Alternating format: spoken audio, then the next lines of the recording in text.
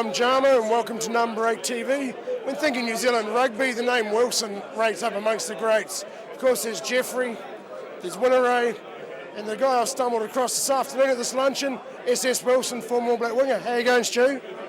Pleasure to be here, mate. Pleasure to be here. Tell us what it means to you when you're a young lad and you first got given your black jersey there. An emotional time? Well, my number's 772. It's a pretty elite, special club. It's a very small family. I think if we get a new guy, the next new guy that joins the club is 1001, 100. It was on the 11th of November in 1979 in Toulouse in France, where I was given my first All Black Test jersey.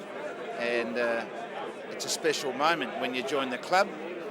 Fortunately enough, I was good enough to hang around for 8 years. You know, a lot of people would have thought, 2 years was good and you should have taken the sharp route out after 6. But I hung around like a dunny door.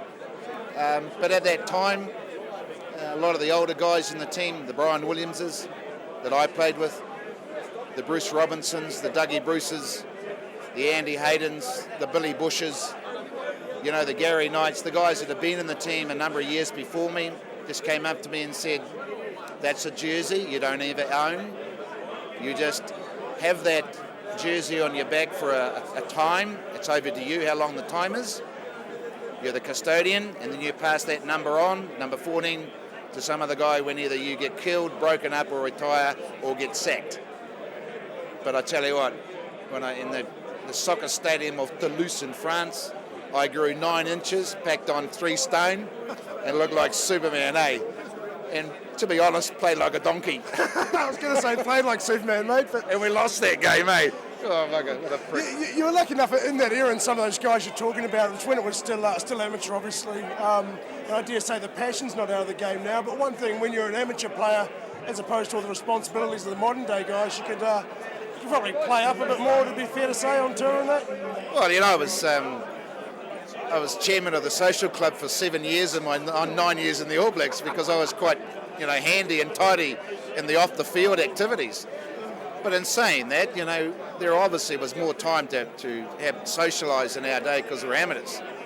But when you go on the park and you wear the black jersey and you're representing your own country, your mum, and you could be way offshore, in battle lands, in France and in Italy and in Britain, and you say, okay, well, they're all getting up in the morning to watch you.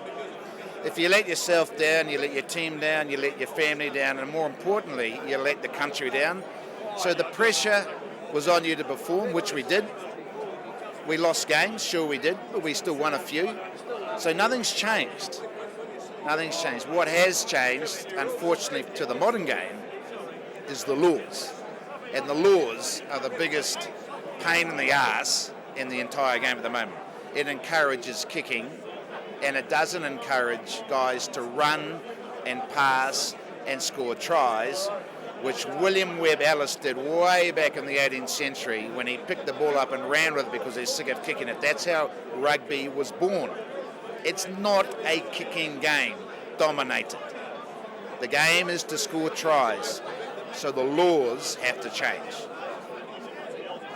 That's pretty heavy, yeah. That's pretty heavy for me, eh? That's pretty bloody deep, mate. And IRB, if you're listening, change the laws. Make a try 10 points. So it doesn't matter how many, bad stains like Francois and Mornay you have on the window of your car. They can kick 3 points if they like. If you score a try 10 points, that makes it more encouraging to run and pass. I just thought I'd say that. No, fair enough. So what's the one law you would change if you had the chance? The ruck and maul law is hopeless. So break down some more slipper back in there? Well, no, you can't have slipper because mums and dads and kids will get rid of it. But if you made a try 10 points and a conversion too, the same thing. The only thing that changes is the number of points you actually rewarded for a try. I got to kick 3 penalty goals and they've scored 1 try and we're still 10-9 down. Will that encourage the other team to say, hey, maybe we need to move the ball around a bit, eh? It's not hard, eh? That's radical for me, because I'm not really... it took me 3 years to get school C English. That's getting very deep and you're scaring me a bit now. Let's get back to what's important, getting on the chop after the game. Out of all the guys you played with, some bloody characters that you've rattled off already, who'd be the best value on the chop? Bernie Fraser. Without a doubt. Unbelievable. You know, we got blurred vision, always 3:45 a.m. after a game. Would fall off the chair, but we had this philosophy. If you were lying on the carpet and you didn't grip the carpet, you were not drunk, you got back up on that chair and kept on. You didn't shy off to your room. You just hung in there. You know, blurred vision, mate, I got it every time after every game. At about 3 a.m. And that's why he'll be remembered as one of the great ever All Black wingers. Stu Wilson sharing his philosophies on the modern game and how it should be, how it was in his day. Thanks a lot for your time, Stu. It's a pleasure. I'm Jarmo, this is no8tv. We'll see you online soon. Go to no8.co.nz.